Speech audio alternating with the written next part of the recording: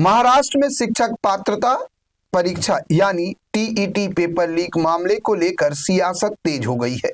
सोमवार को विधान भवन के बाहर शिवसेना यूबीटी ने जोरदार प्रदर्शन कर राज्य सरकार को निशाने पर लिया। विधान परिषद में विपक्ष के नेता अंबादास दानवे की अगुवाई में हुए इस प्रदर्शन में सरकार पर युवाओं के भविष्य से खिलवाड़ करने का आरोप लगाया गया। विपक्ष का कहना है कि बार बार होने वाले पेपर लीक से लाखों मेहनती छात्रों का भरोसा टूट रहा है और सरकार इस पर लगाम लगाने में पूरी तरह नाकाम साबित हुई है। प्रदर्शन के दौरान अंबादास दानवे ने मीडिया से बातचीत में राज्य सरकार पर तीखा हमला बोला। उन्होंने कहा कि महाराष्ट्र को जानबूझकर टारगेट किया जा रहा है और भर्ती परीक्षाओं में लगातार हो रही गड़बड़ियां गंभीर चिंता का विषय है। दानवे ने आरोप लगाया कि पेपर लीक की घटनाओं ने युवाओं का भविष्य दांव पर लगा दिया है, लेकिन सरकार दोषियों पर सख्त कार्रवाई करने के बजाय अपनी जिम्मेदारी से बचने की कोशिश कर रही है। दानवे ने कहा कि लाखों छात्र वर्षों तक मेहनत कर परीक्षाओं की तैयारी करते हैं, लेकिन पेपर लीक की वजह से उनकी मेहनत पर पानी फिर जाता है। उन्होंने सरकार से मांग की है कि पूरे मामले की निष्पक्ष जांच कर दोषियों के खिलाफ कड़ी कार्रवाई की जाए और भविष्य में ऐसी घटनाओं को रोकने के लिए सख्त एवं पारदर्शी व्यवस्था लागू की जाए।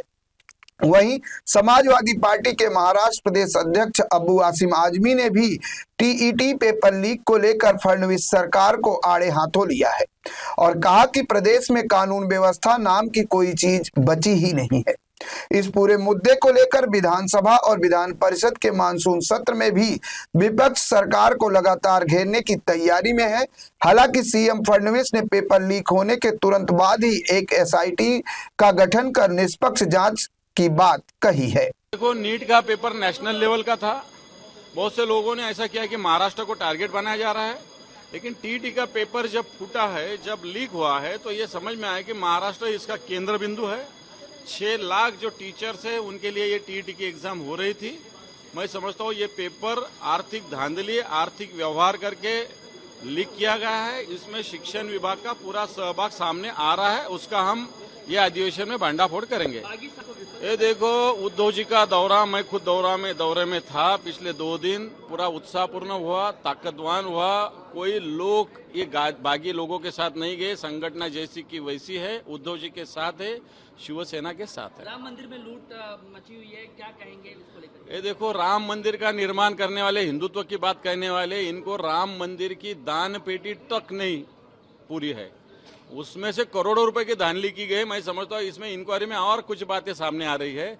इसके खिलाफ भी हम आवाज उठाने वाले हैं। उद्धव जी ने बाबर जनता पार्टी कहा है बीजेपी को। बराबर है, बाबर लूटने आया था। ये हिंदुस्तान बीजेपी लूट रही है। राम मंदिर पहले नीट का पेपर लीक हुआ, कई बार लीक हुआ।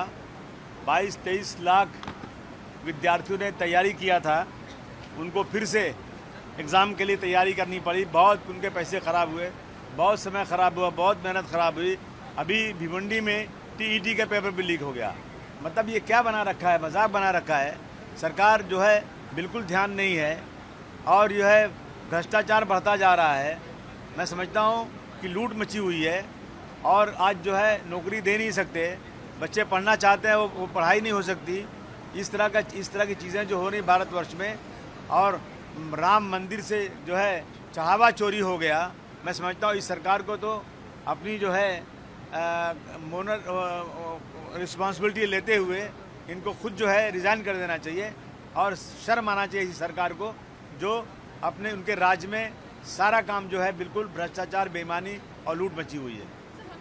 ये सिर्फ और सिर्फ आई वॉश है और समय बढ़ाने के लिए किसी को जवाब न देना पड़े तो इस तरह समिति बना दी जाती है और जिम्मेदार छोटी मछलियों को किसी को बना दिया जाता है और जो रियल में जिम्मेदार होते हैं उनके साथ कुछ कार्रवाई होती नहीं है।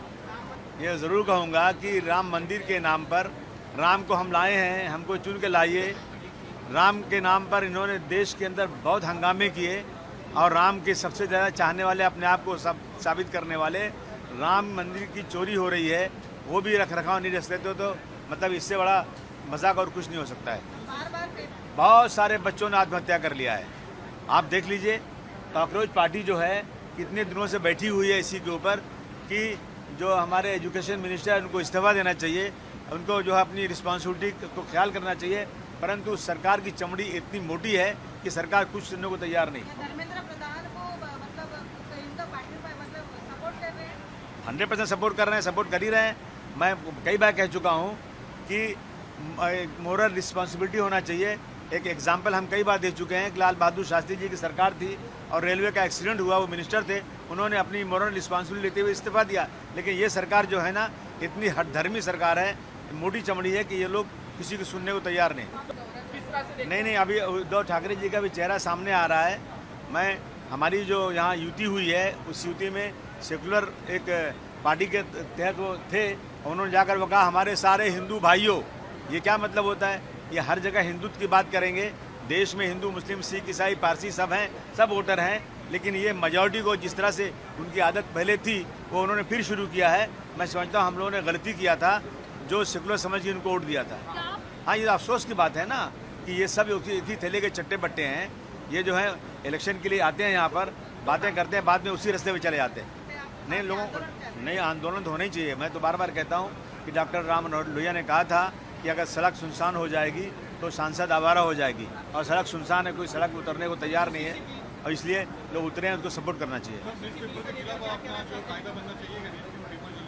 बनना ही चाहिए। अगर पेपर लीक हो रहा है तो सारे लोगों को जेल उठा के भेज देना चाहिए। ये क्या मतलब है? कमेटी बनाना, इंक्वायरी करना, ये सब ढकोसलेबाजी है। नहीं, देखिए, मैं अभी एग्जांपल देता हूँ। अरब कंट्री में एक छोटा सा झगड़ा हुआ था। मैं कई बार कहा कि 4 दिन में उस आदमी को जेल भेजा गया और उसको डिपोर्ट कर दिया गया, फाइन लगी, 1 महीने की सज़ा हुई। हमारे यहाँ 10-10 साल तक केसेस चलते हैं। और अगर जो सरकार जो है इस पर कड़ा रुख गाएगी, जो जहाँ भी रेप होता है, ऐसा औरतों के साथ होता है, उसको फांसी सज़ा मिलना ही चाहिए। ये तो इस्लाम ने 1400 साल पहले कह दिया था, ये अभी सोच रहे हैं। और अगर सख्त कदम उठाएंगे तो ही ये गुनाह रुकेगी, वरना होती रहेगी। मैं अगर ये कहूँगा तो ये कहेंगे कि अरब के कानून को लाना चाहते हैं। मैं ऐसा नहीं कह रहा हूँ। मैं कह रहा हूँ औरतों की सेफ्टी के लिए फांसी की सज़ा होना ही चाहिए। अगर ये 10-5 को फांसी दे देंगे तो मैं समझता हूँ फिर किसी की हिम्मत नहीं पड़ेगी करने की। होना ही चाहिए। होगी नहीं, हो तो नहीं रही। मैं कितनी बार कह, एवं मैंने तो पीआई को रिश्वत लेते हुए हाथ में पैसे की फ़ोटो भी दिखाई है। हम देख रहे हैं रोज़ाना। हमने वहाँ पुलिस बीट नहीं है, पुलिस बीट बनाई, एक भी पुलिस वाला बीट पे बैठता नहीं है। और जब बोलते हैं तो कहते हैं कि हमारे पास पुलिस ही नहीं है। अगर पुलिस चाह जाए, सरकार चाह जाए, तो न किसी की हिम्मत नहीं कि नशा बेचे या नशा करे, लेकिन सरकार ढीली है इसमें। बहुत ज़्यादा पूरी आने वाली कौम, आने वाले नौजवान जो हैं नशे में जा रहे हैं। देश के नौजवान, जो देश की आगे पीढ़ी है, वो बर्बाद हो रही है। लेकिन सरकारें इसके ऊपर जिस तरह से कदम उठाना चाहिए नहीं उठा रहे। इसके पहले भी मुख्यमंत्री ने कहा था हर पुलिस स्टेशन में अलग जोन बनेगा नशे के लिए, लेकिन आज तक मैंने देखा नहीं कोई नशे का जोन काम कर रहा है। नशा बहुत बढ़ रहा है। और सुनिए, मर्डर आज अभी मैं आ रहा था, अभी एक आदमी ने 2 लोगों को चाकू मार दिया। लड़की छेड़ने में झगड़ा हुआ, 2 को चाकू मार दिया अभी शिवाजी नगर पुलिस स्टेशन में। रोजाना लूट मार, मर्डर, रेप के केसेस हो रहे हैं, परंतु सरकार सोई हुई है। लॉ एंड ऑर्डर की सिचुएशन यहाँ बहुत ही खराब है।